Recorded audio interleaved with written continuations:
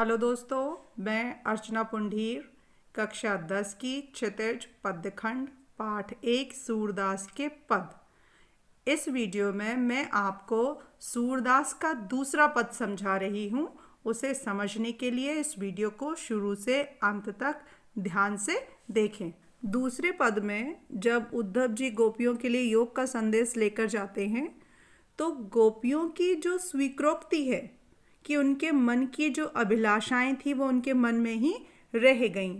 वे कृष्ण के प्रति अपने प्रेम की गहराई को अभिव्यक्त नहीं कर पाई हैं। ये अभिलाषा उनके मन में थी और ये चाहत थी कि भगवान कृष्ण आएंगे तो वे अपने मन की इच्छा उन पर व्यक्त करेंगी, अपनी अभिलाषाएं उन पर व्यक्त करेंगी।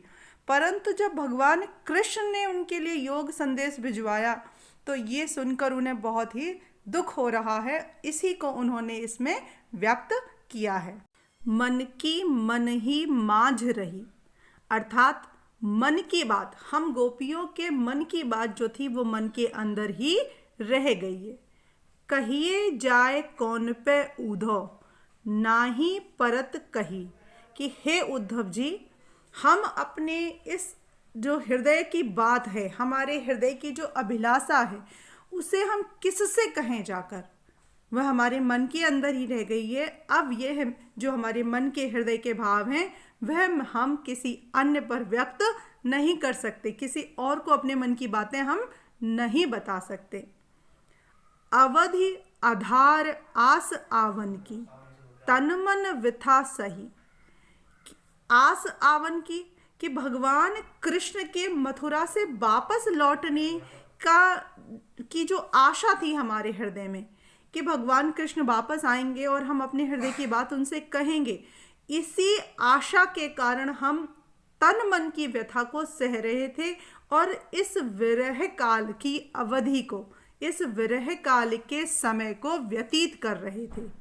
लेकिन अब इन जोग संदेशन सुन सुन विरहिन विरह दही, कि लेकिन उनके द्वारा, भगवान कृष्ण के द्वारा जो ये योग का संदेश भिजवाया गया है, इसे सुन सुनकर हम विरहिनियों की जो विरह अग्नि है वो और भी बढ़ गई है। हम बहुत अधिक दुखी हो गए हैं। चाहती हुती गुहार जितैते उतते धार बही, कि जहाँ से हमें यह उम्मीद थी कि हम अपने मन की, हम अपनी व्यथा को उनसे प्रकट कर सकेंगे, अपनी व्यथा को उनको सुना सकेंगे, उधर से ही, अर्थात भगवान कृष्ण के को हम अपने मन की बात बताना चाह रहे थे और उन्होंने ही हमारे ऊपर इतना बड़ा जुल्म किया है कि उन्होंने ही हमारे लिए ये योग का संदेश भिजवाया है। तो उतते धार बही, की वहीं से ये धार बही है, अर्थात योग संदेश वहीं से भिजवाया गया है जो हमारे लिए असह्य है। सूरदास अब धीर धरे क्यों, मर ज्यादा न लही। सूरदास जी कह रहे हैं कि गोपियां कह रही हैं कि अब हम कैसे धैर्य धारण करें।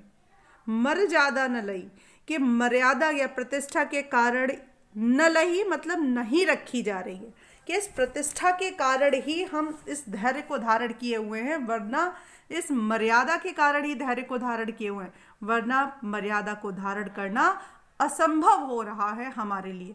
हमने भगवान कृष्ण को अपना सर्वस्व सौंपा हुआ था और उनमें ही अपने मन को लगाया हुआ था। हमारे मन की चाहत थी कि वो जब लौट कर आएंगे तो हम अपने मन के भावों को कहेंगे, परंतु भगवान कृष्ण ने मर्यादा का ध्यान नहीं रखा और उन्होंने ही ये योग का संदेश भिजवाया है। मर्यादा न लही के माध्यम से लोक मर्यादा को प्रतिपादित किया गया है। गोपियां लोक मर्यादा के कारण अपने मन की बात को किसी अन्य पर प्रकट नहीं कर रही हैं, लेकिन भगवान कृष्ण ने प्रेम की मर्यादा का ख्याल नहीं रखा है, इसीलिए उन्होंने उद्धव के हाथों योग संदेश भिजवाया है।